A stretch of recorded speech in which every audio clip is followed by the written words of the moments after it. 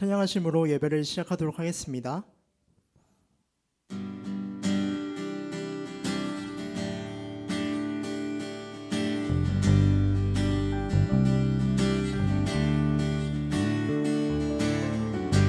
예수 이름 높이리,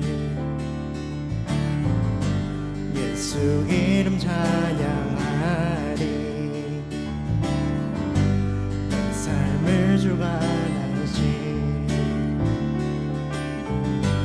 예수 이름 찬양하리. 다시 한번 예수 이름, 예수 이름 높이리, 예수 이름 찬양하리. 내 삶을 주가 다시니 예수 이름 찬양하리. 말씀이 육신되어, 말씀이 육신되어 이 땅에 오셨네. 십자가에 달리사 내 죄를 사했네.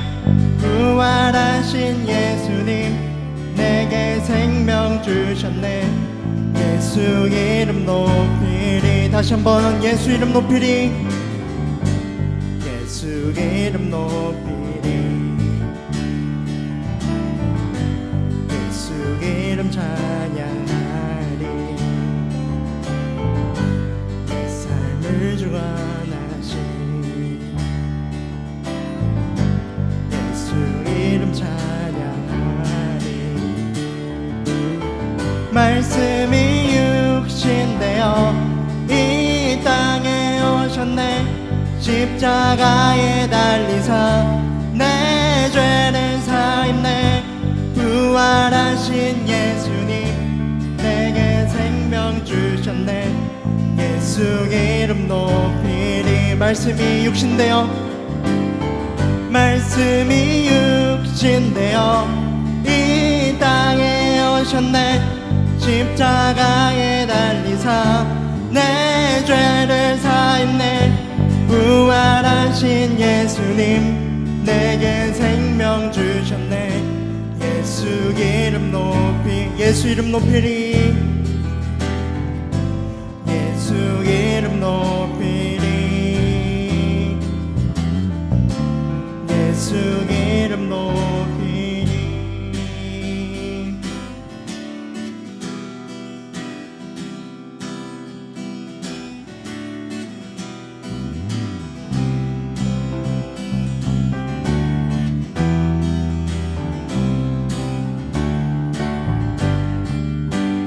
주의 음성을 내가 들으니 사랑하는 말일세.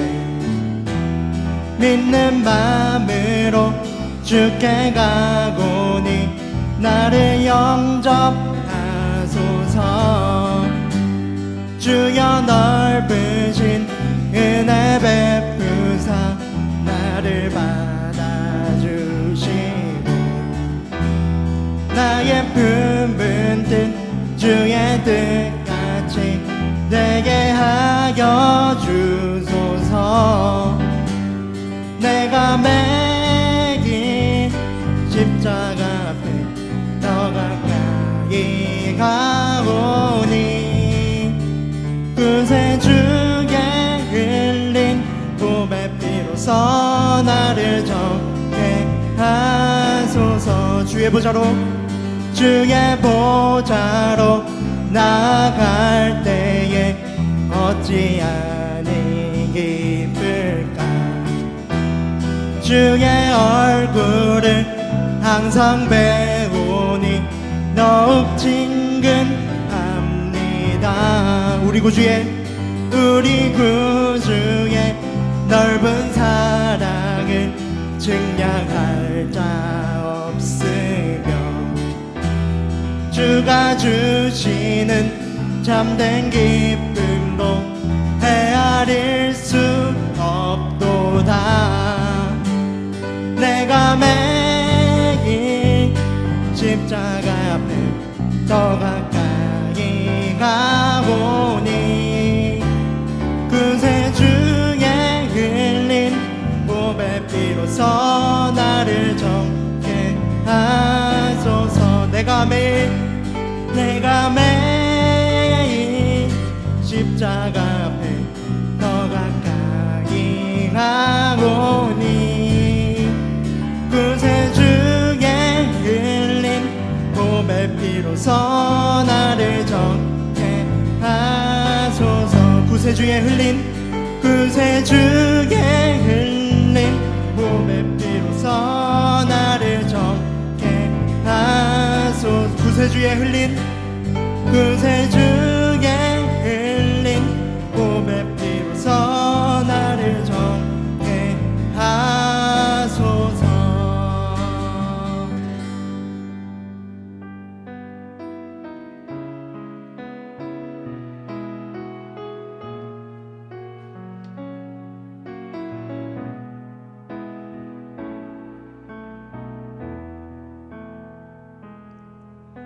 주님과 함께하는 이 고요한 시간, 주님의 보좌 앞에 내 마음을 쏟네.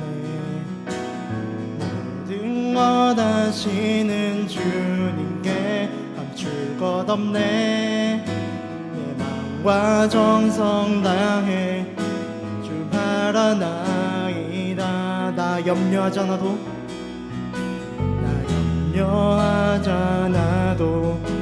내 쓸 것 아시니 나 오직 주의 얼굴 구하게 하소서. 다 이해할 수 없을 때라도 감사하며 날마다 순종하며 주 따르오리다. 온 맘 다해 사랑합니다.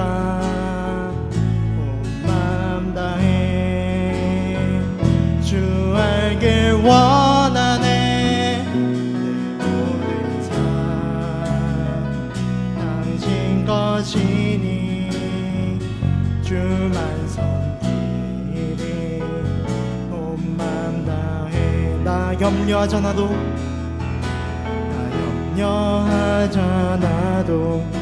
내 쓸 것 아시니 나 오직 주의 얼굴 구하게 하소서. 다 이해할 수 없을 때라도 감사하며 날마다 순종하며 주 따르오리다. 온 맘 다해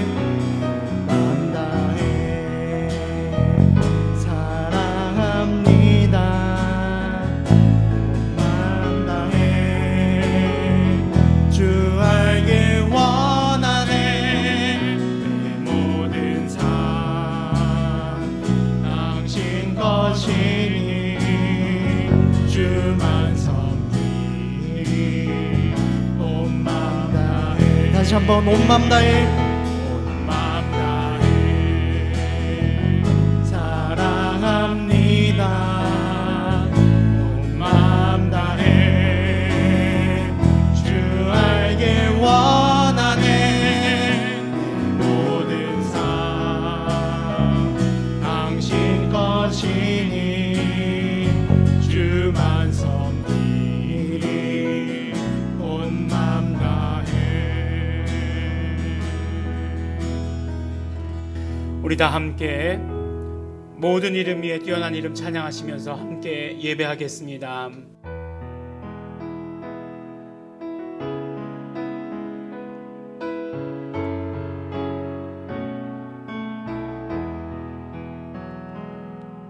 모든 이름 위에 뛰어난 이름 예수 이름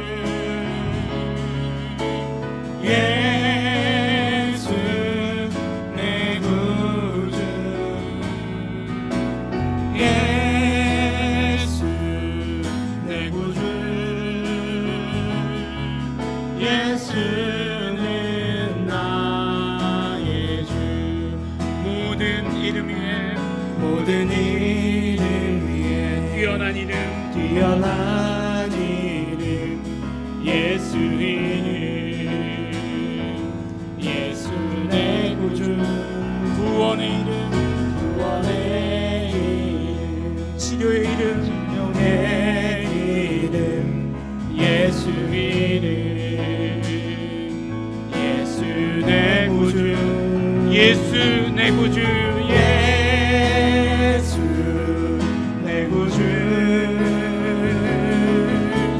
예수 내 구주 예수 내 구주 예수는 나의 우리 다시 한번 선포합니다. 예수 내 구주 예수 내 구주 예수 내 구주 예수 내 구주 예수는 나의 주. 우리 이 시간 다 함께 예배를 위해서 예배하는 자신을 위해서 기도하는 시간 갖도록 하겠습니다. 하나님 아버지 감사합니다. 우리가 하나님 앞에 모여서 예배하게 하여 주시는 것 너무나 감사하고 고맙습니다. 예수 이름으로 예배하게 하여 주신 것 감사하고 고맙습니다. 우리의 모든 연약함, 우리의 모든 죄들 예수의 피를 의지하며 하나님 앞에 나아갑니다. 우리의 모든 죄를 씻으시고 우리의 모든 예배를 받아 주시옵소서. 예배 가운데 성령님이시여 충만히 임재하여 주시옵소서. 우리 다 같이 예배를 위해서 예배하는 자신을 위해서 통성으로 기도하시겠습니다. 하나님 아버지 감사합니다. 오늘 아버지 하나님 우리 한 사람 한 사람 예배 가운데로 불러주셔서 감사하고 고맙습니다. 우리 아버지 모두 부족하고 연약하지만 예수의 피만 의지하고 나왔습니다. 하나님 아버지 우리의 예배를 받아 주시옵소서. 우리가 예수 이름으로 드리는 모든 예배를 받아 주시옵소서. 그러므로 성령님이셔 예배 가운데 충만히 임재하여 주실 것을 간절히 바라고 선합니다. 예배 가운데 아버지 하나님께서 주시는 은혜가 충만케 하여 주시옵시고 능력이 충만케 하여 주시옵시고 그러므로 아버지 하나님 우리가 예배 가운데 받은 그 은혜를 가지고 우리 이 땅의 삶을 살아갈 수 있도록 아버지 하나님 축복하여 주시옵시고 함께하여 주시옵소서. 감사드립니다. 감사드립니다. 다만 이뿐 아니라 우리가 환난 중에도 즐거워하나니 이는 환난은 인내를 인내는 연단을 연단은 소망을 이루는 줄 알미로다. 소망이 부끄럽게 아니함은 우리에게 주신 성령으로 말미암아 하나님의 사랑이 우리 마음에 부음받음이니 우리가 아직 연약할 때에 기약대로 그리스도께서 경건치 않은 자를 위하여 죽으셨도다. 의인을 위하여 죽는 자가 쉽지 않고 선인을 위하여 용감히 죽는 자가 혹 있거니와 우리가 아직 죄인 되었을 때에 그리스도께서 우리를 위하여 죽으심으로 하나님께서 우리에게 대한 자기의 사랑을 확증하셨느니라. 하나님 아버지 감사합니다. 하나님 아버지께 나와 이렇게 예배하게 하여 주신 것 너무나 감사하고 고맙습니다. 우리 예배 가운데 하나님께서 우리를 얼마나 사랑하시는가 그 사랑을 확인하게 하여 주시옵시고 그 사랑을 받아가게 하여 주시옵시고 또한 아버지 하나님 그 사랑을 나눌 수 있는 자 될 수 있도록 축복하여 주시옵소서. 성령님이시여 예배 가운데 충만히 임재하여 주시옵소서. 감사드립니다. 예수님 이름으로 기도드렸습니다. 아멘. 우리 다 같이 찬송가 30장 우리 함께 찬양하시겠습니다.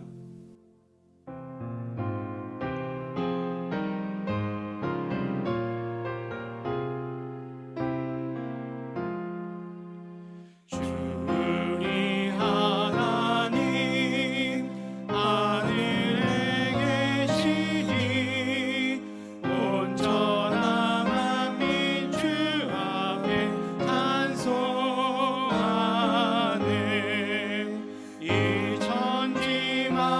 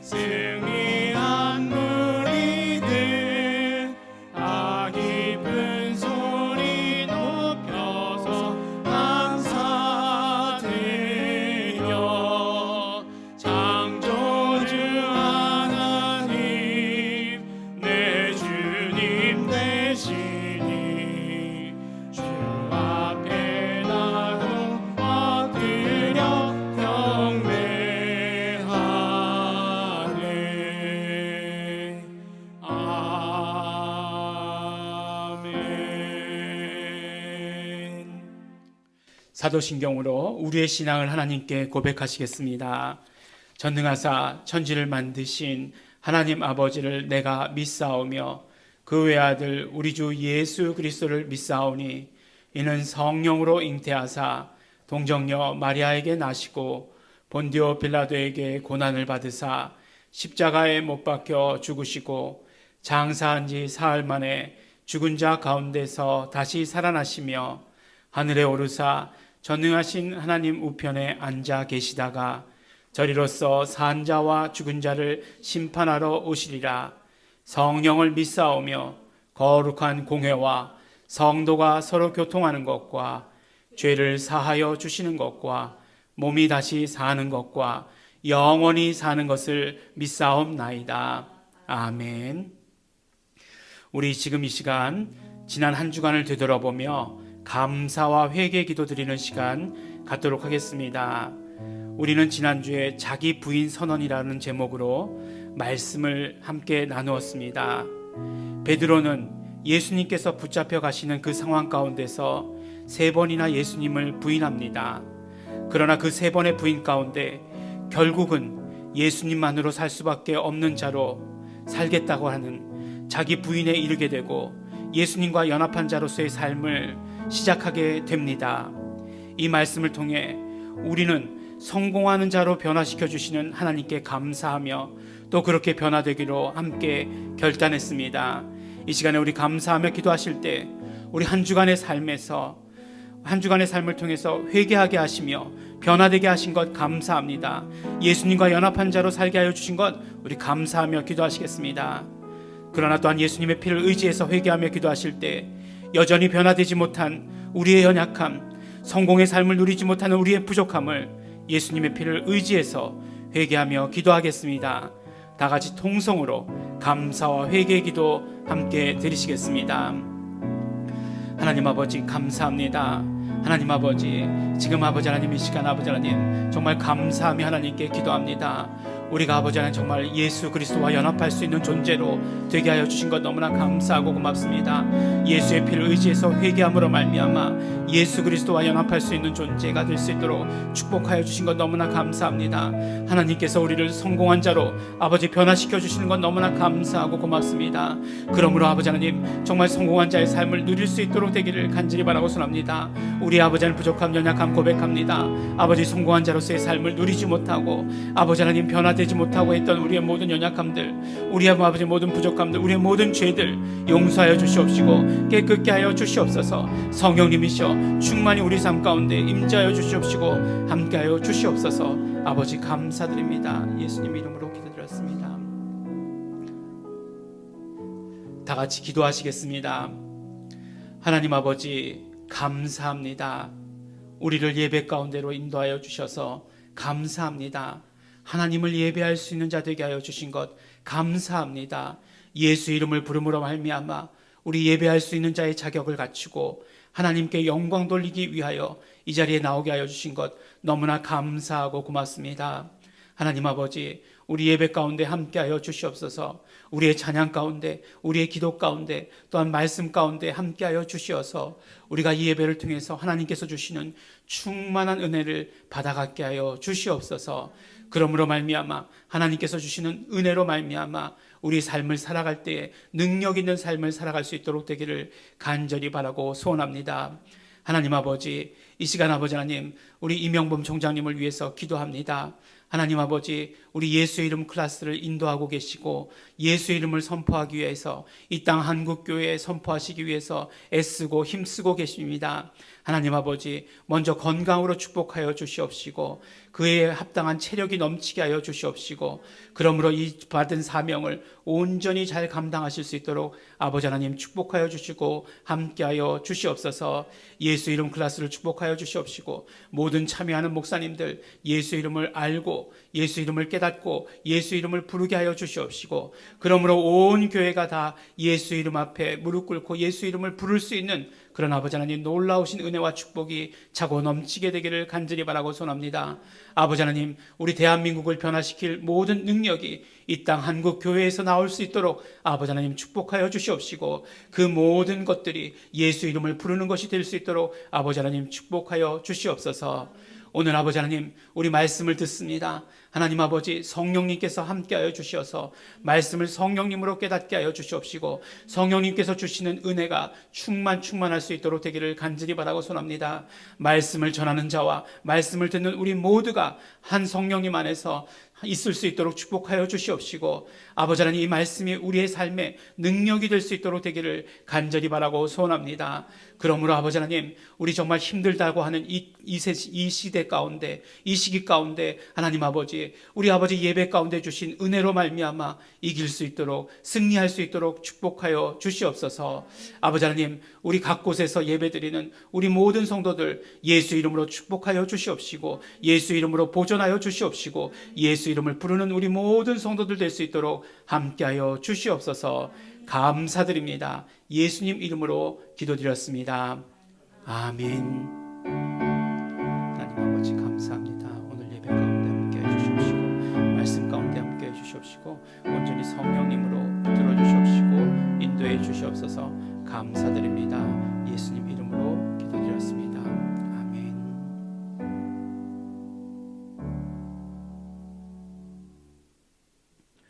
오늘 우리가 함께 하실 말씀은 우리 요한복음 18장 28절로부터 19장 16절까지 말씀입니다. 우리 다 읽지 않겠고, 우리 18장 28절에서 40절까지 읽고, 그 다음에 19장 13절로부터 16절 말씀 읽도록 하겠습니다. 28절 말씀 우리 함께 읽겠습니다. 저희가 예수를 가야바에게서 관정으로 끌고 가니 새벽이라. 저희는 더럽힘을 받지 아니하고 유월절 잔치를 먹고자 하여 관정에 들어가지 아니하더라. 그러므로 빌라도가 밖으로 저희에게 나가서 말하되 너희가 무슨 일로 이 사람을 고소하느냐. 대답하여 가로되 이 사람이 행악자가 아니었다면 우리가 당신에게 넘기지 아니하였겠나이다. 빌라도가 가로되 너희가 저를 데려다가 너희 법대로 재판하라.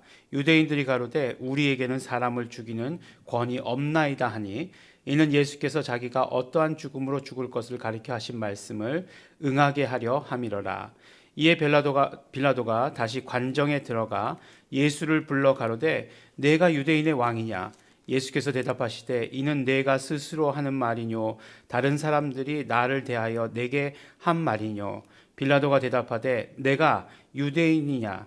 내 나라 사람과 대제사장들이 너를 내게 넘겼으니 내가 무엇을 하였느냐. 예수께서 대답하시되 내 나라는 이 세상에 속한 것이 아니라 만일 내 나라가 이 세상에 속한 것이었다면 내 종들이 싸워 나로 유대인들에게 넘기우지 않게 하였으리라. 이제 내 나라는 여기에 속한 것이 아니니라. 빌라도가 가로되 그러면 내가 왕이 아니냐. 예수께서 대답하시되 내 말과 같이 내가 왕이니라. 내가 이를 위하여 났으며 이를 위하여 세상에 왔나니 곧 진리에 대하여 증거하려 함이로라. 무릇 진리에 속한 자는 내 소리를 듣느니라 하신대. 빌라도가 가로되 진리가 무엇이냐 하더라. 이 말을 하고 다시 유대인들에게 나가서 이르되 나는 그에게서 아무 죄도 찾지 못하노라. 유월절이면 내가 너희에게 한 사람을 놓아주는 전례가 있으니 그러면 너희는 내가 유대인의 왕을 너희에게 놓아주기를 원하느냐 하니, 저희가 또 소리질러 가로되 이 사람이 아니라 바라바라 하니 바라바는 강도로라. 19장 13절로부터 16절 말씀. 빌라도가 이 말을 듣고 예수를 끌고 나와서 박석 히브리 말로 가바다이란 곳에서 재판석에 앉았더라. 이날은 유월절의 예비일이요 때는 제6시라. 빌라도가 유대인들에게 이르되 보라 너희의 왕이로다. 저희가 소리 지르되 없이 하소서 없이 하소서. 저를 십자가에 못 박게 하소서. 빌라도가 가로되 내가 너희 왕을 십자가에 못 박으랴. 대제사장들이 대답하되 가이사 외에는 우리에게 왕이 없나이다 하니, 이에 예수를 십자가에 못 박히게 저희에게 넘겨주니라. 아멘. 고린도전서 우리 1장 2절에 보면 이런 말씀이 있습니다. 고린도에 있는 하나님의 교회 곧 그리스도 예수 안에서 거룩하여지고 성도라 부르심을 입은 자들과 또 각처에서 우리의 주 곧 저희와 우리의 주 되신 예수 그리스도의 이름을 부르는 모든 자들에게 라고 하시는 말씀이 있습니다. 지금 방금 봉독한 말씀은 사도 바울이 고린도 교회에 편지하는 편지의 시작입니다. 사도 바울의 서신서의 형식이 대부분 그런 것처럼 처음 구절들은 사도 바울이 이제 누구누구에게 편지를 쓴다라고 하는 말로 서신서들을 시작합니다. 고린도 전서니까 어디에다 편지하는 것이겠습니까? 당연히 고린도 교회에다가 편지하는 것이 틀림없겠죠. 그런데 우리가 조금 알아야 될 것은 무엇이냐면 우리 고린도 교회 그러면 지금 뭐 이렇게 큰 교회가 세워져 있는 것처럼 저 서초역에 있는 사랑의 교회 뭐 이렇게 세워져 있는 것처럼 거기가 고린도 교회 이렇게 세워져 있는 것이다라고 이렇게 생각하실 수도 있는데 그렇지 않습니다. 우리 고린도 지역에 흩어져 있던 마치 지금 생각하면 가정교회와 같은 그런 교회들을 말하는 것입니다. 그러니까 고린도 교회 한 교회 딱 한 교회를 말하는 것이 아니라 고린도 지역에 있는 교회. 그래서 사도 바울의 서신서는 항상 어느 한 교회에 가서 그곳을 감독하고 있는 뭐 감독자가 이렇게 낭독했던 것 그런 것이 아니라 회람 서신이라고 해서 이렇게 돌려가면서 이렇게 보았다라고 이렇게 이야기합니다. 그런데 고린도 교회에 대해서 고린도 교회에 편지한다라고 말하면서 고린도 교회를 어떻게 말하고 있는가 하는 것이 오늘 굉장히 흥미롭고 재미있는 말씀입니다. 보니까 고린도에 있는 하나님의 교회다라고 이렇게 말씀하고 있습니다. 지지난주인가요? 하나님의 교회다라고 이렇게 이야기하면서 우리 모든 교회가 다 하나님의 교회다라고 이렇게 얘기해야 되잖아요, 당연히. 그런데 또 지금 이 땅에 보면 하나님의 교회라고 이름을 붙인 이단이 있습니다. 그렇기 때문에 하나님의 교회라고 이야기하는 것도 어떨 땐 되게 조심스럽다라고 하는 생각이 들어요. 참 안 됐죠. 신천지가 지금 굉장히 해악을 끼치더니만 여러 이단들이 우리 교회에 대해서 해악을 끼치고 있는 것 틀림없습니다. 그러나 마지막 때에 나타날 징조라고 하는 것도 우리가 반드시 기억해야 합니다. 어쨌든지 간에요. 어쨌든 하나님의 교회는 그 교회는 아니겠죠. 고린도에 있는 하나님의 교회라고 이렇게 말씀하고 계시고 곧 그러니까 즉 이렇게 말씀하시는 거죠. 그리스도 예수 안에서 거룩하여진 사람들 이렇게 얘기하고 있습니다. 그러니까 그 하나님의 교회는 누구냐? 곧 그리스도 예수 안에서 거룩하여진 사람들이다라고 이렇게 얘기하고 있고 그 사람들은 그렇기 때문에 성도라고 불리우는 그런 사람들이다라고 이렇게 얘기합니다. 성도라 부르심을 입은 자들 이렇게 말씀하고 있죠. 그런데 그 성도들은 어떻게 자기 자신을 표현하고 있는가? 그러니까 자신이 성도라고 하는 것을 어떻게 드러내고 있는가라고 하는 것을 그 다음에 말씀해 주시지 않습니까? 바로 각처에서 우리의 주, 저희와 우리의 주 되신 예수 그리스도의 이름을 부르는 모든 자들 이렇게 말씀하고 있습니다. 그러니까 누구냐? 성도는 누구냐? 성도라고 불리우는 사람들은 누가 성도냐? 바로 각처에서 우리의 주, 곧 저희와 우리의 주 되신 예수 그리스도의 이름을 부르는 모든 자들이 다 성도다. 그것이 곧 하나님의 교회다라고 이렇게 말씀해 주시고 계시는 것이에요. 우리는 교회다라고 얘기하면 어떨 때는 굉장히 막연하게 얘기한 때가 있었습니다. 뭐 교회 근데 우린 또 성경 공부해가지고 알고는 잘 알고 있어요. 교회는 건물이 아닙니다라고 하는 사실은 잘 알고 있습니다. 교회는 바로 예수 그리스도를 영접한 우리 한 사람 한 사람이 교회다라고 하는 그런 사실에 대해서 아주 잘 알고 있습니다. 그렇지만 지금 우리는 지금까지 경험해 보지 못한 일들 또 상상도 해보지 못한 일들을 지금 겪고 있다라고 하는 사실이에요. 당연히 주일이 되면 교회에 가서 예배 드리는 것으로 생각했습니다. 내가 일이 있어서 교회에 빠지는 한은 있어도 그러나 교회에서 예배가 드려지지 않는 그런 일은 없었다라고 하는 것입니다. 물론 이 상황 가운데서도 모여서 또 예배하는 교회도 있다라고 합니다. 그것에 대해서 이렇다 저렇다 이야기하고 싶은 그런 생각은 없습니다. 믿음의 분량이고 어떤 믿음을 사용하는가 하는 것이겠죠. 그렇기 때문에 오늘날과 같은 시대에 교회가 무엇이냐라고 하는 것에 대한 더 올바른 정의가, 또 세밀한 정의가 필요하다라고 하는 것이에요. 정확하고 세밀한 정의가 필요한 그런 때라고 하는 것입니다. 교회의 그럼 정체성이 무엇이냐? 교회의 아이덴티티라고 하는 그 정체성이 무엇이냐라고 하는 것에 대해서 우리가 잘 알고 있어야 되고 잘 말할 수 있어야 하는 것입니다. 오늘 고린도전서 1장 2절에 말씀하신 것처럼 교회가 무엇이냐? 각 처에서 우리의 주, 곧 저희와 우리의 주 대신 예수 그리스도의 이름을 부르는 모든 자들이다라고 이렇게 교회에 대해서 정의하고 있어요. 누가 교회인가? 각 처에서 예수 이름을 부르는 우리가 바로 교회다라고 이렇게 말씀하시는 것입니다. 또한 그뿐만 아니죠. 우리 교회와 예배가 분리될 수 없습니다. 예배를 위해 교회가 존재한다 이렇게 말씀하시는 분들이 있고, 교회의 존재 목적은 예배다 이렇게 이야기하시는 분들도 있습니다. 모두가 맞는 말씀이죠. 교회와 예배가 분리될 수는 없는 것입니다. 그러나 우리의 가장 거룩한 예배라고 하는 것이 무엇이냐? 가장 거룩한 예배는 예수 이름을 부르고 예수 이름을 찬송하고 예수 이름으로 기도하는, 이것이 우리에게 있어서 가장 거룩한 예배가 된다라고 이렇게 말씀해 주십니다. 지금 이때 우리 가장 정확한 교회에 대한 정의, 가장 정확한 그런 어떤 교회에 대한 정체성을 가지고 있어야 우리의 신앙생활을 제대로 할 수 있다라고 하는 것을 우리에게 말씀해 주십니다.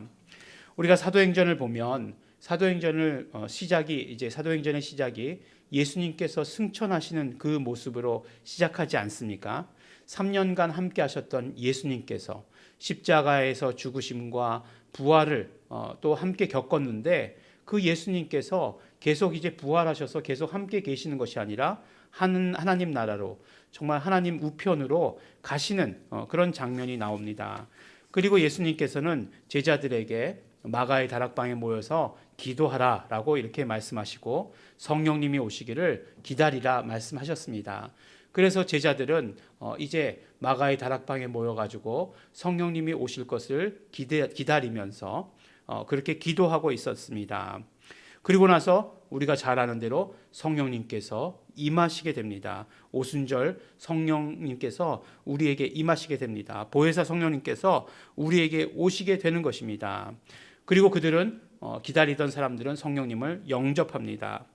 성령님을 영접하자마자 그들이 한 일은 무엇이었습니까? 바로 예수 그리스도를 증거하는 일이었어요. 성령 역사가 아주 그냥 폭발적으로 일어납니다. 성령 역사가 폭발적으로 일어났다는 것은 정말 3,000명이 회개하고 5,000명이 회개하고 그리고 하나님께로, 예수님께로 돌아왔다라고 이렇게 말씀하는 것이에요. 그리고 나서 어떻게 됩니까? 그리고 나서 이제 교회가 생겨나게 되는 것이죠. 근데 그들 예수 그리스도께서 함께 하시지 않는 그 상황 가운데서 어떻게 제자들이 그런 교회라고 하는 그런 공동체를 만들 수 있었겠는가? 그런 것들을 형성할 수 있었겠는가 하는 것이에요. 예수님께서 공생애 가운데 계속해서 제자들에게 알리시고 가르치셨던 것이 있죠. 그것이 무엇이었습니까? 바로 예수 이름으로 구하고 예수 이름으로 병든 자들을 치료하고 예수 이름으로 기도하면 표적들이 일어나게 될 것이다 라고 가르치시고, 또한 그때에 내가 함께 할 것이다 라고 이렇게 가르치셨다라고 하는 것이에요. 그러니까 그때부터 제자들은 예수 이름을 불렀던 것이고, 예수 이름을 부름으로 말미암아 담대하게 교회 공동체를 형성할 수 있도록, 만들 수 있도록 된 것입니다. 예수 이름을 부르고 예수 이름을 배우고 알게 된 우리들은 교회를 진짜로 교회 가운데서 진짜로 하나님께 영과 진리로 예배할 수 있는 그런 사람들입니다. 예수 이름을 불러서 교회가 되고 예수 이름을 불러서 참 예배를 할 수 있는 예배자가 된 것입니다. 그것이 지금 이때를 위해서다라고 이렇게 말할 수는 없지만, 우리가 예수 이름을 알았다는 것은 우리가 이제 우리가 있는 각처가 교회라고 하는 그 말씀인 것이고, 그곳이 예배처다라고 하는 그 말씀이고, 나는 예배자가 된다라고 하는 그 말씀인 것입니다. 예수 이름을 부르는 우리는 하나님의 교회입니다. 예수 이름을 부르는 우리는 하나님을 예배하는 참 예배자입니다. 이스라엘 백성들의 정체성은 무엇이었습니까? 누가 이스라엘 백성인가를 정의할 때 어떻게 누가 이스라엘 백성인가를 정의할 수 있었습니까? 그것은 바로 야훼 이름, 하나님의 이름 야훼 이름을 부르는 자들이 바로 이스라엘 백성들의 정체성이었어요. 그러니까 하나님의 이름 야훼 이름을 부르는 자들만 바로 이스라엘 백성들이었고, 그들은 하나님의 백성이다라고, 하나님의 정말 선택받은 백성이다라고 부름을 받은 그런 사람들이었습니다. 하지만 야훼 이름을 불렀다라고 해서 하나님의 자녀가 될 수는 없었습니다. 오직 말씀하신 대로 우리는 예수 이름을 믿고 부를 때만이 하나님의 자녀가 되는 것이고, 그때 동시에 우리는 하나님의 교회가 되는 것이다 라고 이렇게 말씀해 주신 것입니다. 예수 이름을 부르는 그곳, 여러분들이 계신 그곳이 바로 복된 곳이 되시길 바랍니다. 내가 머물러 있는 이곳이, 내가 있는 이곳이 하나님의 교회의 축복으로 온전히 차고 넘치게 되기를 바랍니다.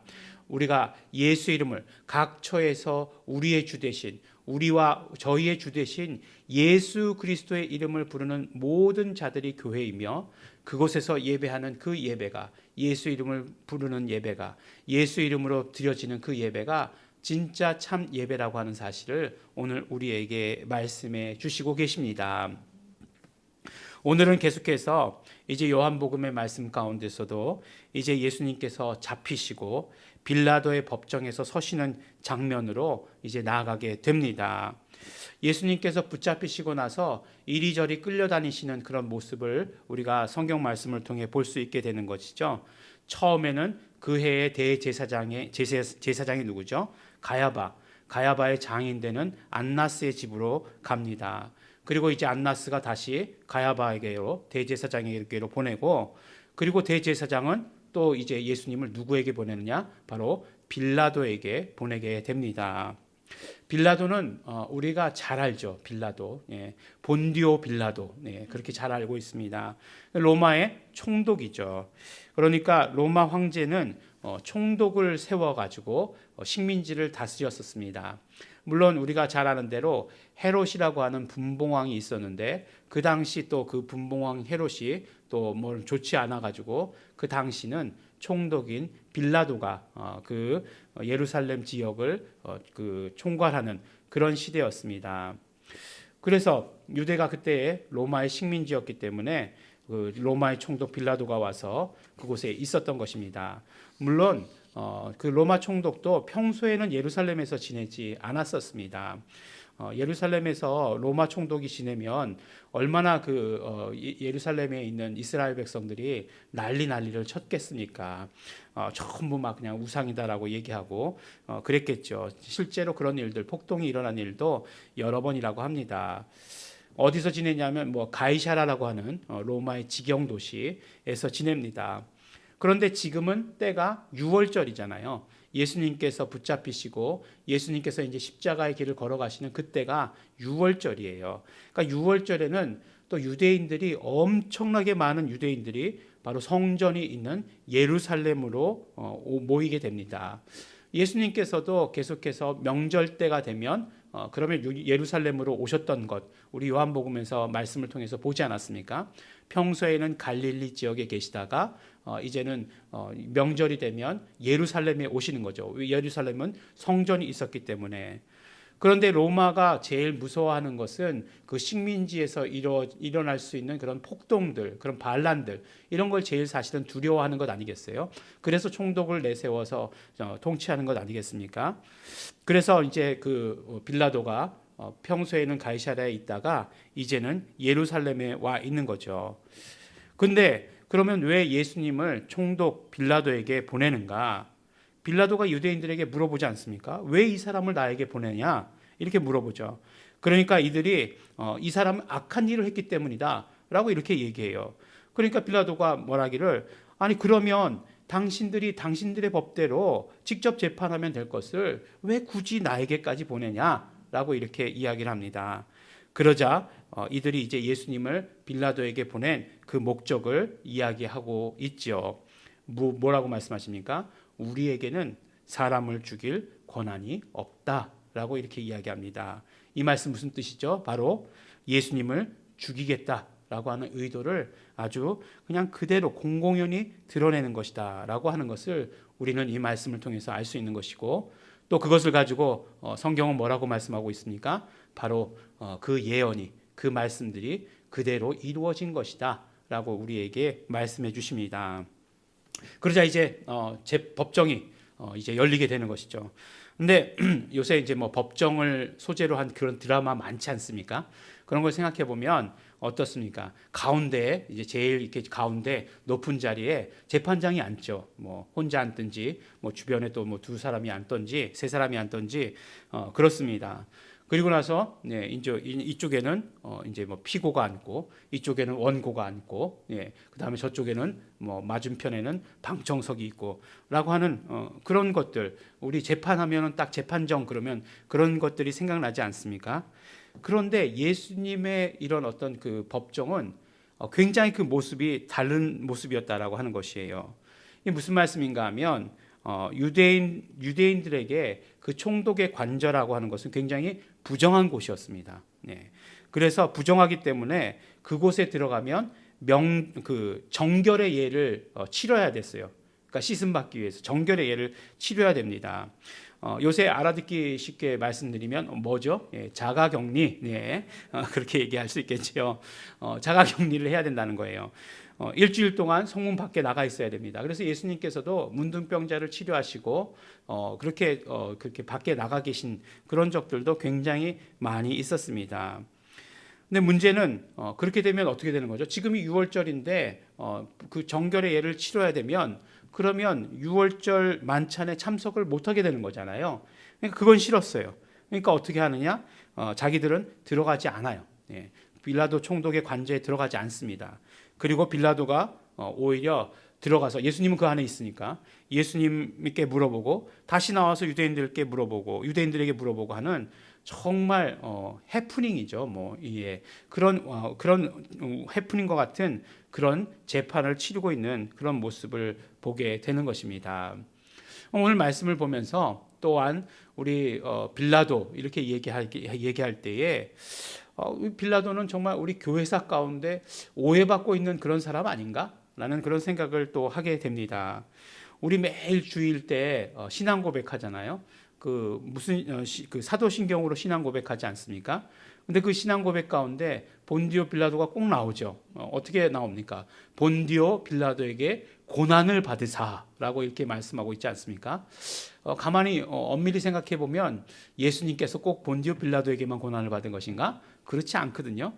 그렇지 않음에도 불구하고 본디오 빌라도는 예수님에게 고난을 준, 그런 예수님에게 십자가형을 언도한 그런 사람으로서 두각되고 있다라고 하는 것입니다. 하지만 오늘 말씀을 보면 이런 빌라도를 꼭 변호하는 것 같은 그런 모습을, 그런 인상을 우리에게 주게 됩니다. 적어도 빌라도는 본인의 의지로는 죽이려고 하지 않았던 것 같은 그런 모습을 우리에게 보여주게 됩니다. 그러면 그 사복음서가 모두 이 사건을 기록하고 있는데 이런 빌라도의 노력을 알아달라고 하는 것일까요? 복음서들은 그래서 이렇게 빌라도의 이야기를 기록하고 있는 것일까요? 예수님의 죽음이라고 하는 것은 빌라도와 아무런 관계가 없다라고 하는 것을 우리에게 말씀하려고 이 이야기를 하시는 것일까요? 그것에 대해서 이렇게 많은 생각을 해보았습니다. 항상 이런 성경의 이야기들이 있을 때 이렇게 빌라도 이렇게 집중하게 되면 또 사실은 또 갓길로 가거든요. 예수님이라고 하는 것에 초점 맞추지 못하고 빌라도에게 초점 맞추면 빌라도가 억울하다, 그 일을 기록한 것이구나, 그런 결론을 내릴 수밖에 없다는 것이죠. 오늘 말씀 가운데 빌라도의 이야기가 나왔으니까 빌라도에게 관심을 기울이자면 그 어떤 말씀에 관심을 기울일 수 있었냐 하면 바로 빌라도가 했던 질문이에요. 빌라도는 예수님께 두 가지 질문을 합니다. 왜 질문을 하냐면 바로 이런 질문들을 통해서 내가 빌라도가 예수님을 살려줄 수 있다라고 하는 그런 어떤 자신감, 그런 어떤 어떤 자신의 위치가 그렇다라고 하는 것을 드러내기 위해서 그런 질문들을 합니다. 어떤 면으로 보면 예수님의 죄가 없다라고 하는 것을 드러내는 것이죠. 예수님께서 보면은 이제 뭐 채찍에 맞으시고 하는 장면이 나오는데 뭐 그냥 이 정도로 해서 끝내자라고 하는 빌라도의 제스처였다, 이렇게 볼 수도 있는 것이에요. 근데 첫 번째 질문이 뭐였냐면 내가 왕이냐라고 하는 질문이에요. 내가 왕이냐. 평소 같으면 예수님께서 아무 대답도 안 하실 것 같은 예수님께서 이때는 아주 정확하게 대답을 하십니다. 결론을 말씀드리면 내가 왕이다 라고 이렇게 말씀하시고, 이를 위해서 내가 왔고 이를 위해서 내가 태어났다 라고 말씀하십니다. 그리고 그것은 무엇이냐, 바로 진리를 증언하기 위해서 태어나신 것이고, 진리를 증언하기 위해서, 증거하시기 위해서 이 세상에 오셨다라고 하는 것을 말씀하고 있습니다. 그래서 진리에 속한 자들은 내 말을 듣는다라고까지 말씀을 하세요. 그러니까 이렇게 대답하시니까 두 번째로 이제 빌라도가 질문하는 것이에요. 뭐라고 질문합니까? 진리가 무엇이냐라고 이렇게 질문을 합니다. 예수님께서는 하지만 진리가 무엇이냐라고 하는 그 질문에는 답변하지 않으시는 것을 오늘 말씀을 통해서 보게 됩니다. 이 부분이 정말 중요한 부분인 것 같아요. 진리가 무엇이냐? 이 질문은 정말로 좋은 질문입니다. 인류 역사상 가장 좋은 질문이다라고 이렇게까지도 얘기할 수 있는, 뭐 적어도 5손가락, 3손가락 안에 들어갈 수 있는 좋은 질문이다라고 그렇게 얘기해도 과언이 아닐 정도로 그렇게 좋은 질문이에요. 진리가 무엇이냐? 그렇지만 질문은 좋았지만 적어도 빌라도 자체는 이 질문에 대한 답을 갖지 못했다라고 하는 사실이에요. 이것이 오늘 우리에게 깨달음이 돼야 됩니다. 빌라도가 아무리 예수님에 대해서 좋은 마음이 있었다 할지라도, 빌라도가 아무리 예수님이 죄가 없으시다라고 하는 것을 알았다 할지라도, 예수님은 정말 범상치 않으신 그런 인물인 것을 알았다 할지라도 진리를 모르면 아무 소용이 없다라고 하는 사실이에요. 우리도 신앙생활을 하면서 진리가 무엇인지 알지 못한다라고 한다면, 그래서 예수님이 그냥 단순히 훌륭한 분이시다, 훌륭한 인간이시다, 3대 성인 중에 하나다라고 하는 그런 사실로만 알고 있다라고 한다면, 그렇다라고 한다면 아무 소용이 없다라고 하는 것을 오늘 우리에게 말씀해 주시는 것인지 모릅니다. 빌라도도 그랬다라고 하는 것이에요. 십자가의 언도를 받으시기 전에 마지막 질문이 무엇이었냐면 진리가 무엇인가를 질문하는 것이에요. 그것이 우연이 아니다라고 하는 그 말씀입니다. 그러므로 우리는 오늘 말씀을 들으면서 진리가 무엇인지 확실히 알아야 되는 것이에요. 왜냐하면 예수님의 말씀을 듣는 자는 진리 속에 거하는 자라고 예수님께서 말씀하셨기 때문에 그렇습니다. 그래서 요한복음은 진리에 대한 이야기로 요한복음 1장서부터 시작하고 있는 것을 우리는 볼 수 있어요. 요한복음 1장 14절에 이렇게 말씀하시지 않습니까? 말씀이 육신이 되어 우리 가운데 거하심에 우리가 그 영광을 보니 아버지의 독생자의 영광이요 은혜와 진리가 충만하더라 라고 이렇게 말씀해 주세요. 그러니까 예수님이 이 땅 가운데 오셨죠. 말씀이 육신이 되어서 이 땅 가운데 오셨는데, 이 땅 가운데 오신 예수님께는 은혜와 진리가 충만했다라고 이렇게 말씀해 주세요. 그러니까 이 말씀은 무슨 말씀이냐? 바로 예수님께서 이 땅 가운데 오실 때 은혜를 가지고 오시고, 예수님께서 이 땅 가운데 오실 때 진리를 가지고 오셨다라고 말씀해 주시는 것입니다. 우리가 주기도문이라고 하는 기도문, 예수님께서 우리에게 기도를 가르쳐 주신 것을 우리 기억하시죠? 우리가 모두가 다 주기도문은 다 알고 있습니다. 그런데 그 기도를 보면 하늘에 계신 우리 아버지여, 이름이 거룩히 여김을 받으시오며, 당신의 이름이 거룩히 여김을 받으시오며, 그 다음에 뭐라고 말씀하죠? 뭐라고 기도하라고 우리에게 가르칩니까? 당신의 나라가 이 땅에 임하게 하옵소서, 임하여 주시옵소서, 임하소서, 이렇게 기도하라고 우리에게 가르쳐 주시지 않습니까? 그러면 당신의 나라, 하나님 나라죠. 하나님의 나라가 이 땅 가운데 임하는 것이 구체적으로 무엇을 말하는 것입니까?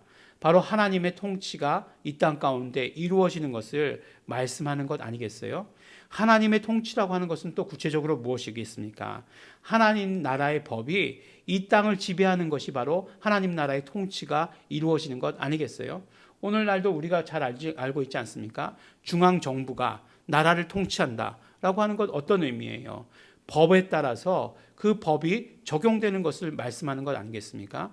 그래서 대한민국의 통치가 이루어지는 것은 대한민국의 법이 적용되는 범위, 그 범위 안에 있는 곳이 바로 대한민국의 통치가 이루어지는 것이에요.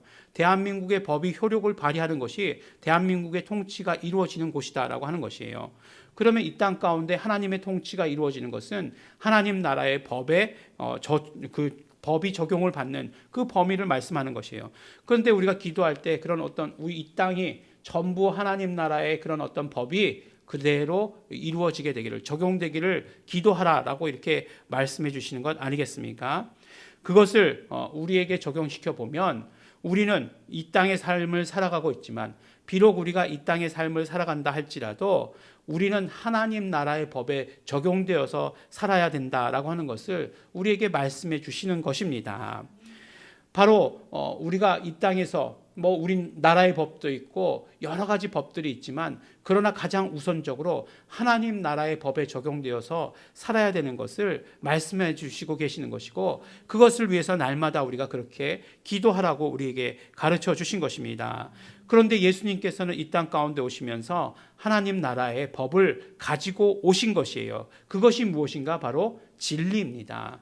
진리가 바로 하나님 나라의 법인 것이에요. 그렇기 때문에 진리라고 하는 것은 이 땅의 모든 법들을 다 초월하는 것입니다. 많은 법들이 있죠. 자연법이라고 하는 것들도 있습니다. 자연의 법칙이라고 하는 것들도 있어요. 우리가 그냥 순리라고 하는 것들도 있습니다. 또 정말 이스라엘 백성들은 아주 독특한 법을 가지고 있었죠. 율법이라고 하는 하나님께서 직접 주신 그런 법이 있어요. 하지만 그런 모든 율법도 초월하는 그런 진리를 예수님께서는 가지고 오셨어요. 하나님의 법, 진리의 법은 이 모든 것들을 다 초월하는 법입니다. 그렇기 때문에 아주 구체적으로 우리가 진리의 법에 적용되어야만 하나님 나라에 갈 수 있는 것이에요. 진리의 법을 알고 진리의 법에 적용되는 자만이 하나님 나라에 갈 수 있다라고 우리에게 말씀해 주시는 것이에요. 우리가 진리를 알아야만 하나님의 자녀가 될 수 있는 것이고, 또 하나님 나라 가는 것은 이 세상의 어떤 법으로도 불가능한 것이에요. 아무리 법이 잘 되어 있다 할지라도 안 되는 것이고, 법이 오히려 없다 할지라도 또 안 되는 것이에요. 오직 진리로만, 진리의 법에 적용될 때만 우리는 하나님 나라에 갈 수 있는 것입니다. 그것은 진리의 법이 모든 법을 초월하는 법이기 때문에 그렇습니다. 또한 우리가 진리의 법에 적용될 때만 우리는 용서받을 수 있는 것이에요. 이 세상에 어떤 방법으로도 우리가 지은 죄를 용서받을 수 있는 방법은 없습니다. 오직 죄인이 용서받을 수 있는 법은 진리의 법밖에 없기 때문에 그래요. 우리가 용서받게 하기 위해서 예수님께서 모든 죄를 담당하셨기 때문에 그렇습니다. 이것이 영적인 죄이기 때문에 정말 진리의 법에 적용되지 않고는 우리의 죄들이 용서받을 수 없는 것이에요. 또한 우리가 경험하는 이적, 표적, 신유가 모두가 다 진리의 법 안에 있는 것입니다. 우리가 성경을 자연법만 가지고 읽으면 그런 이적과 표적과 신유를 이해할 수 없어요. 어떻게 의사에게 가지 않고 그런 일들이 일어날 수 있는가? 어떻게 약을 먹지 않고 치료받을 수 있는가? 어떻게 수술하지 않고 치료받을 수 있는가? 도저히 이해할 수 없는 그런 일들입니다. 그러나 병자들을 고치시는 것, 귀신을 내어 쫓으시는 것, 이 모든 것이 진리의 법 안에 있을 때에 가능한 것입니다. 빌라도는 진리가 무엇이냐라고 하는 그런 어떤 훌륭한 질문을 했지만, 정말 훌륭한 질문을 했지만 그 대답에는 관심이 없었습니다. 어쩌면 이것이 오늘날 우리 크리스찬의 모습이 될 수도 있는 것이 아니겠습니까? 하지만 그렇게 되어서는 절대로 안 되는 것이죠. 예수님은 이 땅 가운데에서 모든 사역 가운데서 진리를 증거하신 것이다라고 우리에게 말씀해 주시고 계시지 않습니까? 그렇기 때문에 우리는 진리를 알아야 하는 것입니다. 하나님의 말씀이 진리라고 말씀하시고, 성령님도 진리의 성령님이라고 말씀하시고, 예수님께서도 직접 나는 길이요 진리다 라고 이렇게 말씀하셨습니다. 우리가 믿는 하나님, 삼위일체 하나님은 그러므로 진리이십니다. 우리에게 허락한 법을 한마디로 이야기한다라고 한다면 삼위일체 하나님이시며, 삼위일체 하나님은 삼위일체 하나님께서 함께 가지고 계시는 하나님의 이름으로 우리에게 드러내 지시고 계시는 것입니다. 그러므로 예수 이름이라고 하는 것은 진리의 다른 표현인 것이에요. 우리가 하나님의 이름, 예수 이름이다 라고 하는 것은 하나님 정말 진리 대신 삼위일체 하나님을 표현하는 다른 표현이다라고 하는 것을 말씀해 주시는 것이에요. 그렇기 때문에 예수 이름으로 라고 하는 말과 진리로 라고 하는 말은 같은 말이 되는 것입니다. 예수 이름을 부르는 것은 결국 무슨 말씀이냐? 우리가 진리에 적용되는 삶을 산다 라고 하는 것을 말씀해 주시는 것입니다. 우리에게 어떤 어려움이 있다 할지라도, 우리에게 어떤 병이 찾아온다 할지라도 우리는 예수 이름으로 보존받는다, 이렇게 말씀해 주시고 계세요. 왜냐하면 진리의 법이 있기 때문이다 라고 이렇게 얘기해 주시는 것입니다. 우리가 예수 이름을 부를 때 우리는 진리의 법에 적용되기 때문에 그렇습니다. 그러므로 우리가 예수님을 알아야 합니다. 그리고 예수님이 진리이심을 알면, 그러면 우리는 삼위일체 하나님의 이름, 예수 이름을 더욱더 알고 부르는 자가 되어야 하는 것입니다. 그분을 표현하는 하나님의 이름은 진리의 법에 적용되는 열쇠와도 같은 것이기 때문에 그렇습니다. 그러므로 우리가 예수 이름을 불러서 진리의 법에 적용되는 그런 삶을 살아야 하는 것입니다. 절대적으로 우리가 살고 있는 지금 여기에서 진리의 법에 적용되어야 하는 것을 우리는 정말 결단하고 우리 함께 결단해야 하는 것입니다. 그렇기 때문에 힘써 예수 이름을 부르기를 원합니다. 힘써 예수 이름을 알기를 원합니다. 우리가 그러므로 진리에만 적용되는 삶을 살기를 원합니다. 진리에 적용되는 삶을 사십시오. 사랑하는 우리 예일중앙교회 성도 여러분, 우리는 교회입니다. 예수 이름을 부르는 우리 모든 성도들은 교회입니다. 이것이 교회의 정의이며 이것이 교회의 정체성입니다. 그러므로 우리의 모든 교회는 진리의 법 아래 있습니다. 예수 이름을 부를 때 진리의 법에 적용되는 교회인 것입니다. 그러므로 우리 모두는 진리의 법으로 구원받고 진리의 법으로 영생을 누리며 이 땅의 삶에서도 보존받으시는 성도 여러분들이 되시길 또한 예수 이름으로 축원합니다. 함께 기도하겠습니다. 하나님 아버지, 감사합니다. 오늘도 아버지 하나님 우리에게 말씀을 주시고 또 아버지 하나님 그 말씀 따라서 예수님을 알도록 또 진리를 알도록, 그러므로 예수 이름을 더 힘써 알도록 하여 주신 것 너무나 감사하고 고맙습니다. 예수 이름을 부르는 우리가 교회 되게 하여 주신 것 감사하고 감사드립니다. 예수 이름을 부르는 우리가 참된 예배를 드릴 수 있도록 축복하여 주신 것 너무나 감사하고 감사합니다. 오늘의 예배 가운데서도 하나님 함께하여 주시옵시고 예수 이름을 부르는 우리에게 함께하여 주시고 은혜 주시는 것 너무나 감사하고 고맙습니다. 하나님 아버지, 우리가 더욱더 진리를 알기를 소원합니다. 예수 이름을 더욱더 깨닫기를 소원합니다. 예수 이름을 더욱더 부르는 자 될 수 있도록 축복하여 주시옵시고, 그러므로 말미암아 우리가 정말 진리의 법에 적용되는 삶을 살아갈 수 있도록 아버지 하나님 도와주시고 축복하여 주시옵소서. 우리 이 땅의 삶을 살아갈 때 세상의 음성을 듣는 것이 아니라 우리가 진리의 법 안에 있음으로 말미암아 하나님의 음성을 듣는 자들 될 수 있도록 아버지 하나님 축복하여 주시옵시고 인도하여 주시옵소서. 그러므로 진리의 법으로 우리 날마다 삶에서 하나님의 함께하심을 경험하고 이적을 경험하고 정말 신유를 경험하는 놀라운 축복을 받을 수 있도록 아버지 하나님 함께하여 주시고 인도하여 주시옵소서. 또한 아버지 하나님 우리 한 사람 한 사람 각처에 속한 우리 한 사람 한 사람이 예수 이름을 부르는 교회이니 아버지 하나님 정말 교회의 역할, 우리에게 맡겨주신 사명, 예수 이름을 증거하는 사명도 소홀히 하지 않도록 그 사명을 최선을 다해서 이루어갈 수 있도록 우리 한 사람 한 사람 축복하여 주시옵소서. 성령님 함께하여 주시옵소서. 감사드립니다. 예수님 이름으로 기도드렸습니다. 아멘. 우리 다 같이 찬송가 464장 우리 함께 찬양하시겠습니다.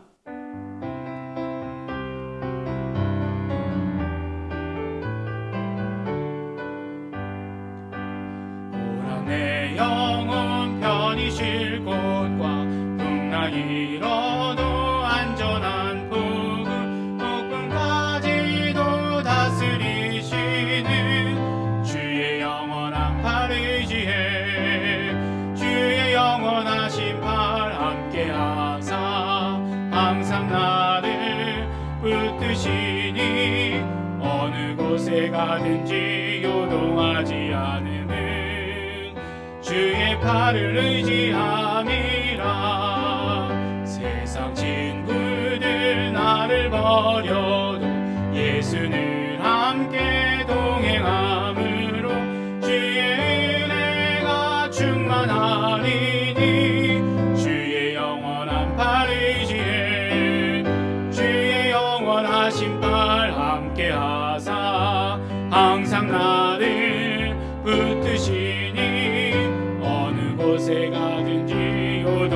요동하지 않음은 주의 팔을 의지함이라. 나의 믿음이 연약해져도 미리 예비한 힘을 주시며 위태할 때도 안보하시는 주의 영원한 팔 의지해 주의 영원하신 팔 함께 하사 항상 나를 붙드시니 어느 곳에 가든지 요동하지 않음은 주의 팔을 의지함이라. 능치 못한 것 주께 없으니 나의 일생을 주께 맡기며 나의 모든 짐 대신 지시는 주의 영원한 팔 의지해 주의 영원하신 팔 함께 하사 항상 나를 붙드시니 어느 곳에 가든지 요동하지 않음은 주의 팔을 의지함이라. 기도하시겠습니다. 하나님 아버지 감사합니다. 우리를 예배하게 하여 주시옵시고 우리 아버지 예배 가운데 은혜 받게 하여 주시옵시고 또 아버지 하나님 은혜 받은 삶을 우리 이 땅의 삶에서 정말 지속하며 유지해 나갈 수 있도록 축복하여 주신 것 너무나 감사하고 고맙습니다. 오직 아버지 하나님 우리 이 땅의 삶을 살아갈 때 하나님의 은혜로 살아가게 하여 주시옵시고 늘 그것을 감사하며 살아갈 수 있는 우리 모두 될 수 있도록 아버지 축복하여 주시옵소서. 하나님 아버지 감사의 물질을 드릴 수 있도록 축복하여 주신 것 너무나 감사하고 고맙습니다. 이 세상 환경은 그렇지 않지만 그러나 우리가 하나님 앞에 나와서 감사할 수 있는 것 또한 아버지 감사드립니다. 우리 아버지 건강을 감사하게 하여 주시옵시고 이 땅에서 형통케 하는 이 모든 것들을 우리 감사할 수 있는 우리 모두 될 수 있도록 아버지 하나님 축복하여 주시옵소서. 하나님 아버지께 감사할 때마다 우리 감사의 제목들이 더욱더 풍성해질 수 있도록 함께하여 주시고 인도하여 주시옵소서. 11조의 예물을 드렸습니다. 하나님 아버지 이 11조의 예물을 받아 주시옵시고 우리 이 땅의 삶 가운데서 형통할 수 있도록 되기를 간절히 바라고 소원합니다.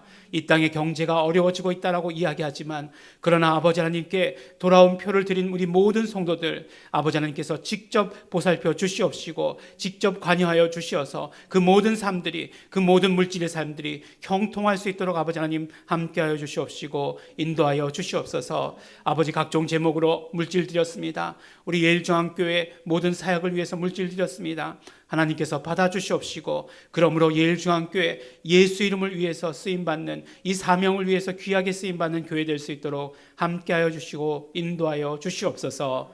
이제는 우리 주 예수 그리스도의 은혜와 독생자 예수 그리스도를 이 땅에 보내주신 아버지 하나님의 사랑과 성령님의 교통하심이 이제 진리의 법 안에 살기를 소원하고 그러므로 예수 이름을 부르며 예수 이름 안에서 살기를 소원하고 결단한 이곳에 모인 우리 모든 성도들 위에 이제로부터 영원토록 함께 있을지어다. 아멘.